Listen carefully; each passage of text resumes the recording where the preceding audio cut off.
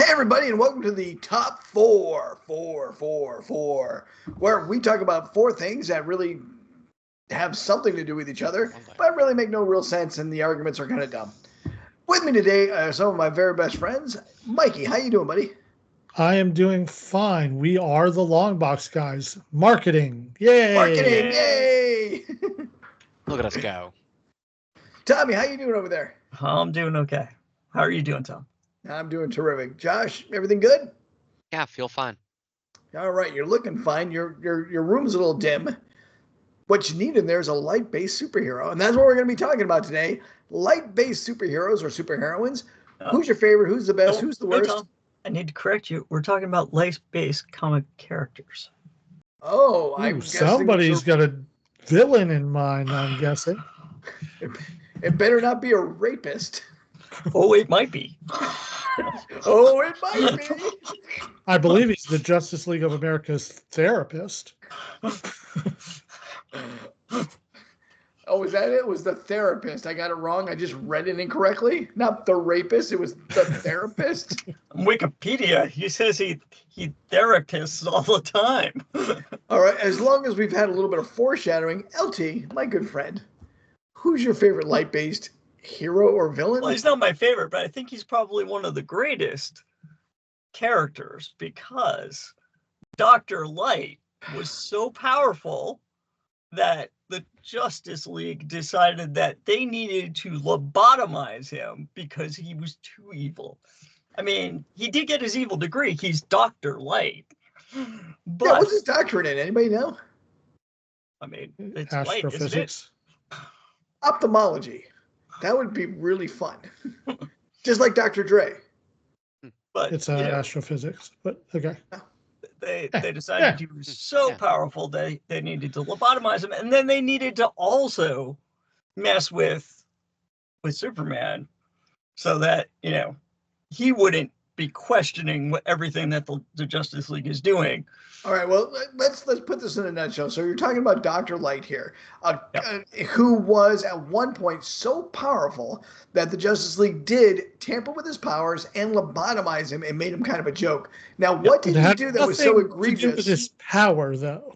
But he was a pretty powerful being. He did take on the entire Justice League. He took on the entire Justice League and almost defeated them.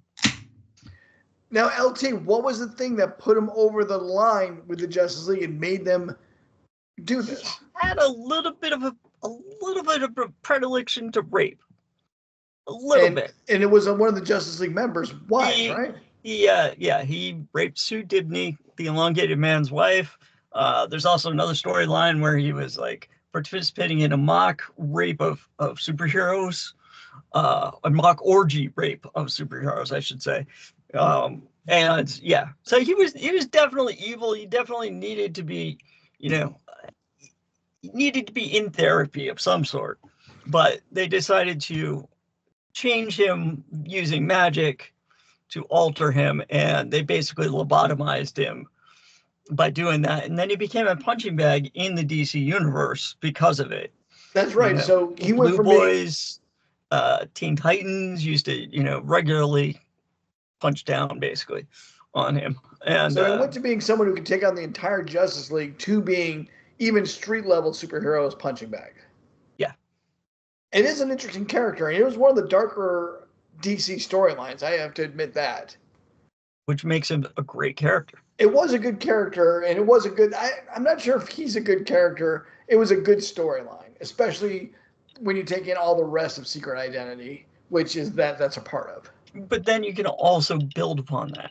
It created a great foundation to build on. It's true. I think the story was better than the character, but that's a minor disagreement among friends. Josh, who's your pick? I can go back to you. No. I mean, I think I had one in mind from the get-go, but even though I was like, yeah, we can't record tonight, we're going to record on Friday, I completely forgot we were recording tonight. And everything sort of slipped out of my brain. But I'm going to go with a classic. I'm just going with Dazzler. Drink. That was mine.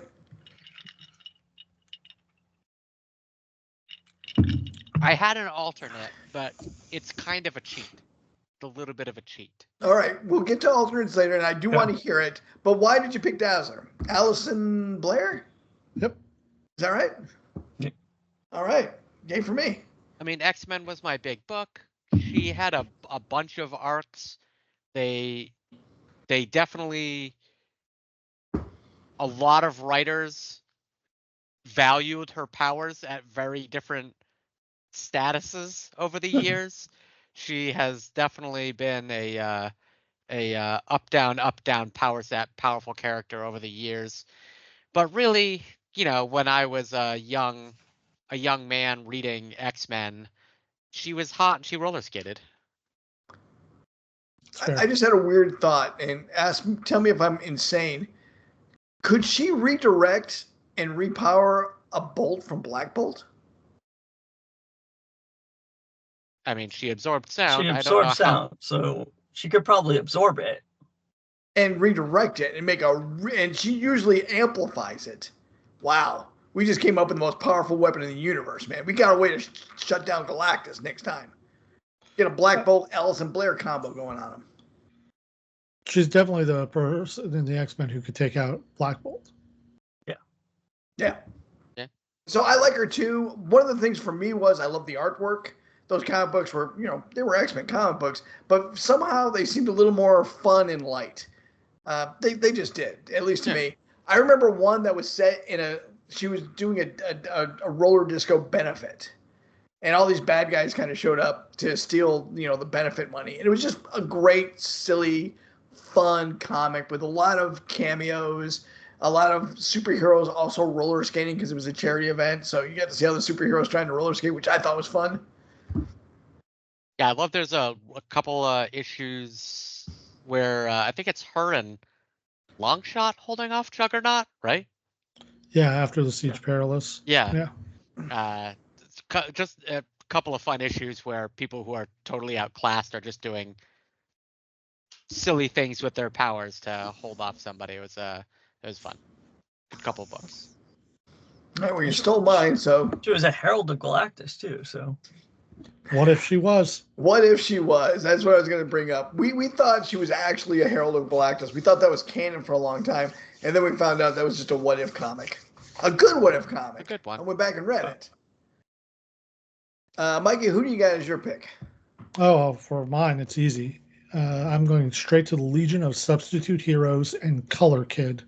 Color Kid, really? Color Kid. Color Kid, he has the ability to change the color of any object.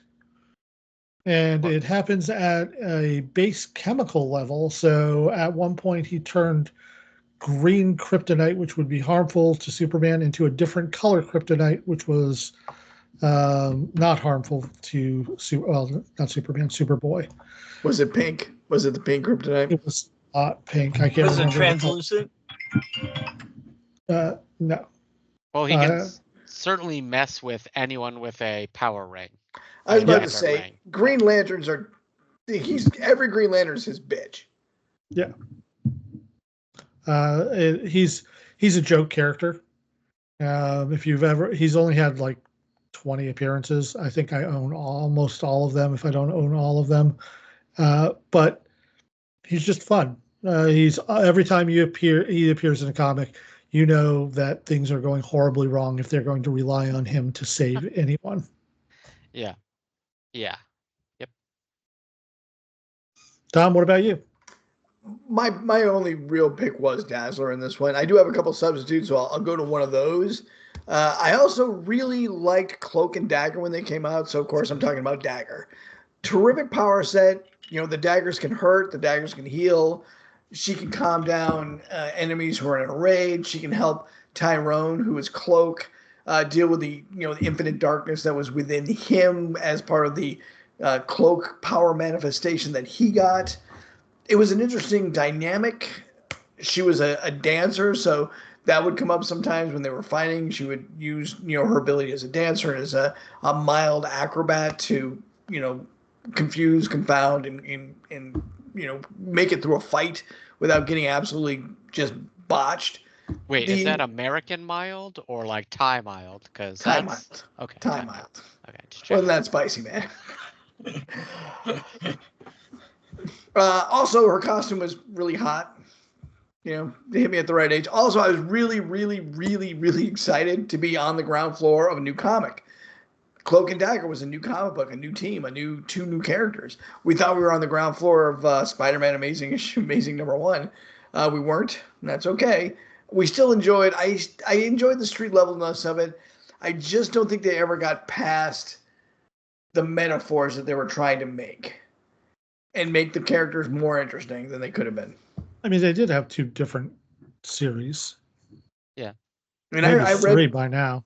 Man, I read a couple of them, and once again, I just think they just kept it too heavy on the Cloak and Dagger metaphor, and didn't, let the characters do anything else. Yeah, they tried the live action thing for them too, right? But it was not good. Oh, that was a travesty. It was a little too slow moving. Oof. Yeah. That was rough. So I guess that does bring us to, runners up. Josh, you mentioned you had a couple. Yeah, I had 2. So one's definitely a cheat because her powers are light based, but it's from the absence of light. Her powers only work in darkness, stealth from Oh, Legion. all right. I like that. And the other you know one. what? Okay. I was going to say, if we're going that way, I forgot about Phantom Lady. I like Phantom Lady with her blackout ring. It was the absence of light. Yeah, Her powers were just this ring that could create this beam of darkness that could blind people, and she could see in the dark. Kind of cool. Make you think that way. Another one, which was a cartoon I really liked, even though I think it only got 1 season, The Ray. I was going to say the Ray. Yeah, he had a good cartoon. Yeah. I will drink to that because he was one of my alternates. Stealing Wait, all. are we not talking about the Freedom Fighters, the Ray, then? So he was a DC member of. character. He's a DC character. He's had 3 different iterations. One, he was a freedom fighter. Another, he was the cartoon, and then he was also had his own series out where he was the son of the Ray. He had light base powers just like the freedom fighter Ray, but he was told he was allergic to light because he was a child and they believed he couldn't control his power. So he spent all of his life up until he was a teenager in a dark room, which really is fucked up. He couldn't leave his house. Yeah, it was. They really fucked that kid up. Yep. No, I guess we're not going to have this eligible for children. Damn it. And also he was an openly gay character in that as well. In what? In that later iteration. The cartoon. And also in the later iteration, wasn't he? I don't know. What year did the cartoon come out? I'm gonna say within the last 10 years.